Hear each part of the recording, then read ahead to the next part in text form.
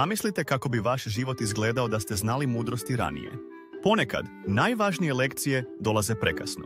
Danas otkrivamo 10 mudrosti koje mogu promijeniti vaš život. Prva mudrost je: zdravlje je najvažnije.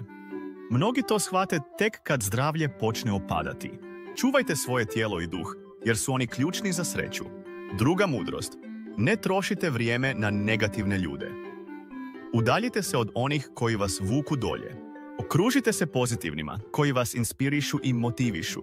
Treća mudrost: ne bojte se neuspjeha. Svatko tko je uspio, prešao je prepreke. Neuspjesi su prilike za rast. Učite iz svojih grešaka. Četvrta mudrost: slušajte svoje srce.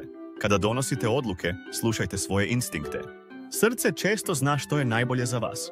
Peta mudrost: živite u trenutku. Svi smo često zaokupljeni prošlošću ili budućnošću. Uživajte u sadašnjem trenutku. To je jedini trenutak koji imate. Šesta mudrost: novac nije sve. Materijalne stvari donose privremenu sreću. Prava sreća dolazi iz iskustava i veze s ljudima. Sedma mudrost: zahvalnost mijenja perspektivu. Redovno izražavanje zahvalnosti pomaže da se fokusirate na pozitivno. Kreira osjećaj blagostanja i sreće. Osma mudrost: obrazovanje ne prestaje. Učenje bi trebalo da bude cijeli život. Nova znanja donose nove mogućnosti i šanse.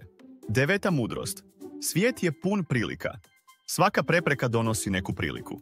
Prepoznajte ih i iskoristite. Deseta mudrost: volite sebe.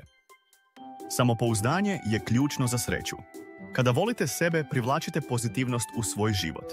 Da rezimiramo, ove mudrosti su važnije nego što mislite.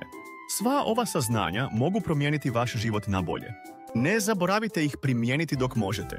Ako ste uživali u ovom videu, podijelite ga s prijateljima. Prijavite se za više inspirativnih sadržaja i promijenite svoj život danas.